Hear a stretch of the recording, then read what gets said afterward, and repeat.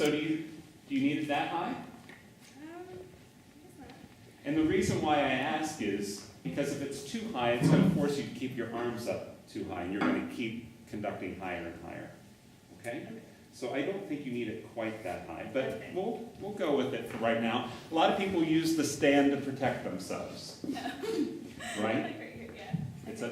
It's the last barrier between us and the ensemble. That's why I don't conduct with a stand in front of me sometimes, because it forces me to engage them a bit more. Okay? So, go ahead and show us where your hands are going to be when you start. Okay. Okay, what's everybody think about this? Okay, a little too high, right? And I think you need to reach out to the ensemble. So there's what we call the sacred space right here between us and them. And we need to meet them halfway in that sacred space. Remember the movie Dirty Dancing? Where there's Patrick Swayze, and I forget what her name was, I don't know. But, you know, they were dancing like this, and he said, you know, this is my space, and this is your space, and, you know.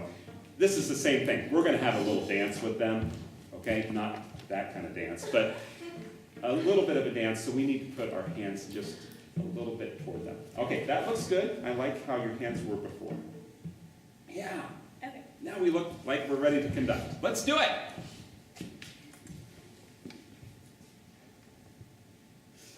Okay, fine. Great. So, less is more. Boom. So who starts? Okay, watch. Could you just do that with her? This conducts Rita. Right, she didn't need this. She just, instrumentalist, we all just want the basics. Play. You play. You play. That's it. Would you say that when you conduct her this time? You play. You play. I'm not convinced. It's like you play. No, it's you play. You. Without the extraneous. No wind up. You play. Good. All right, now what's the articulation? Staccato. Good. So you have to show her staccato before that sound even begins. Otherwise, she doesn't know what to do. Okay, try it. You. Staccato. So we're going to click. Right,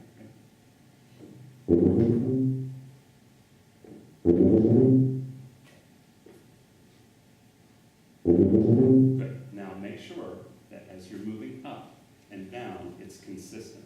So if you're thinking about the metronome in your head, you're going rather than dum, bum, bum, because we're afraid of what's going to happen when we bring our hand down. She's going to play.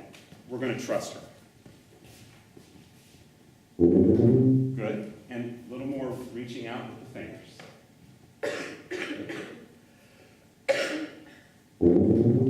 Good. No, just up and down. There you go. Now we've got to keep moving. Here we go. Beginning.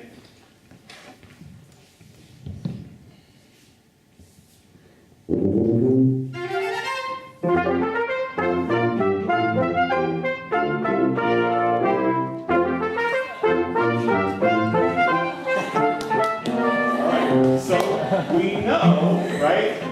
She knew about, by the third measure, oh Lord. I could have tortured you and said, kept going. Okay, so why did it slow down? Because I started to stuff. Not really. I thought you started, I took it fairly allegro. It doesn't have to be that fast. I thought your initial prep was fine. What happened is you started to hear sound come at you and you started reacting to it. You always have to be ahead of where they are, okay? You always have to be ahead. Slow music, fast music, it doesn't matter. Now, the faster the music, the more in line we tend to be. Slower music, we've really got to be ahead of the ensemble, otherwise it really drags. So you've always got to be thinking ahead. I got to be ahead. I got to be ahead. I'm going to keep some time behind you. Okay. Just don't mind me.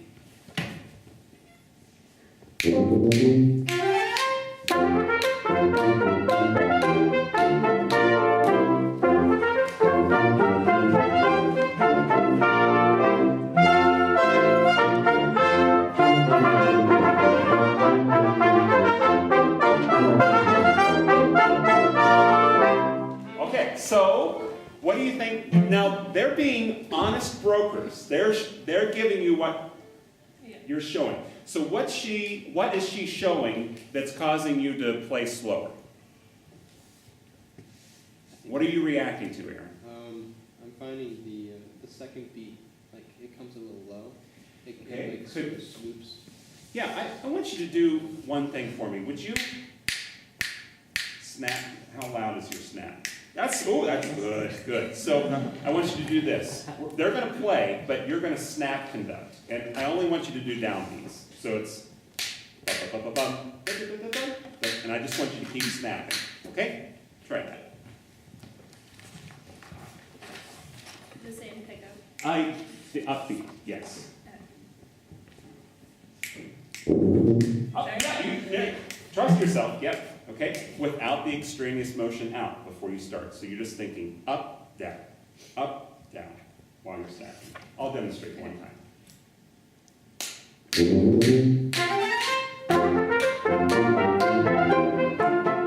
That's all you. That's, okay, so she didn't react to it. Why? Because I started with some. Possible, yeah, and not any impulse of will behind that. So when I want Serena to start, I make eye contact with you. Right? And you have to do the same, like, no, I really mean it this time, okay? It's all you. Keep going.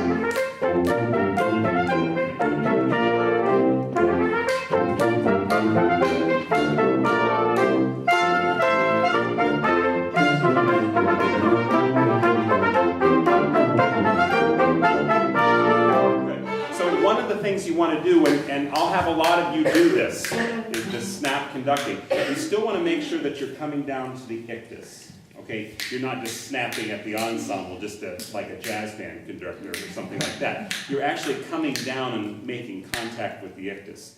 The reason why the snap conducting works is it keeps you a little more honest, and it helps drive that hand just a bit. Okay, it gives you something to think about when you're approaching the ictus. I'm going to do the snap. I want you to be thinking the snap.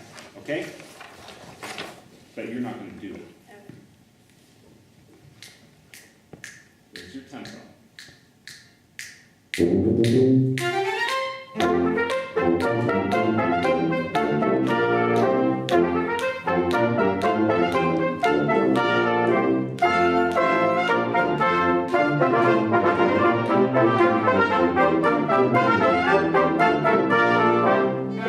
This is a lot better. I think one of the things that they're reacting to, Hannah, is the wrists are a little unactivated, and so when you hit the ictus plane, you're actually running through the ictus plane with your fingers. And so we read the beat here rather than here. And so they're reacting to it this way. So you just want to, we can you tap?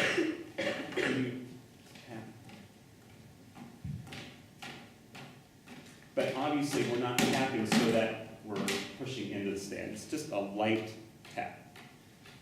Good kitty. Not bad kitty. Right? That's what we need. Okay, one more time. This is getting better.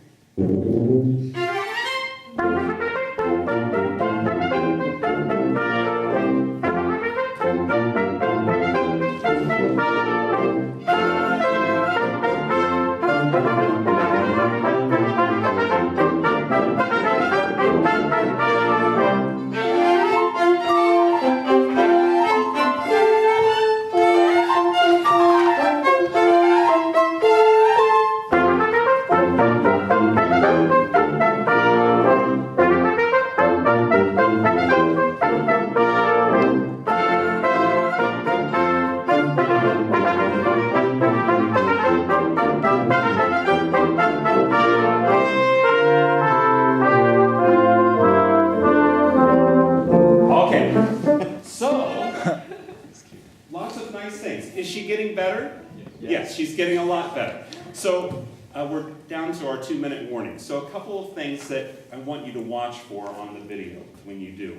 You have a tendency to keep your elbows and your wrists in 2 different planes.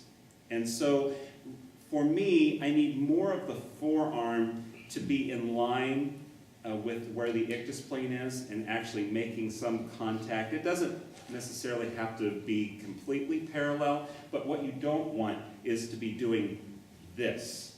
Okay, you want this to be slightly flatter. Some people advocate keeping a small angle elbow up to wrist. That's fine, maybe 10 degrees or something like that. But we want you to get out of doing this, because this becomes hard for the ensemble to read. When I kind of grabbed your arm and brought your arm forward and flattened it out, that's a little easier to read. So something I think that you can do is whatever tempo you think you might want to go. I think that was probably maybe 112. Come on, volume. Oh. I'll slide the second quarter. That's about where you were. I would just do this. I would just do downbeats. And keep this, because this is what's really important. Putting these within a pattern is the second part of the job. But I would just do this. And then once you have this down to where this is looking a lot better than this, then you can start placing it in a pattern, okay? I think you could probably bring your arms away from your center line just a bit. They seem to be a little too much like this. You could move away from that center line just a bit, okay? And then we want to be thinking about adding on articulation, because we don't want everything just to look the same. If we turned the sound off and had you just watch, you should be able to tell what the music is based on what you're seeing visually. Do you have any responses for her, things that you thought she did well, or hopefully some more than just one thing that she did well? I like the diminuendo at the end. Okay, so that was good. We just have to remember, don't slow down, right? So just because the sound is diminishing, don't slow down. But it was a good attempt at the diminuendo. You have to think counterintuitively about it, though. Like Gail Williams always tells her students, if you see a diminuendo, you've got to think loud first and then move away. Okay, the diminuendo doesn't start immediately. It starts after you establish the peak of it, and then it moves its way down. And the opposite is true as well. Anything else that you thought she did well? Yeah. You kept connecting when you turned pages. Yeah, good. That's actually very difficult to do, believe it or not. Now, I don't know, I can't tell where your eyes are going, but that's a conversation for another day. Daniel, you have anything to... Yeah, I have 2 quick things, Yeah. if that's okay. Can I just have you with me, just go like this. I don't want you to think about the music at all. Literally just swing your arms. See if you can be more free and more moving. And maybe the tempo of the piece, maybe it's just a little bit faster than that. What I noticed, can you guys see her back right now? Something Dr. Thompson likes to say is, it's your arms, it's easy to move your arms. So for everybody, when you get up here, think, is it easy to be you, and is it easy to move your arms? My first thought was watching you start this, and it was really difficult to kind of get things going. And I get it, it's everybody's first time, and it may be difficult, and you might be nervous. But I want you to think that the energy is coming from here and out, and not stuck back here. So what I want you to review in your video, and maybe for you guys to think about when you get up, is where is the sound coming from, and how is it getting out? And is it manifesting itself kind of like this, or are you getting that out of your body? Does that kind of make sense? One other thing that I'll leave with you and everybody is, this is a quandary.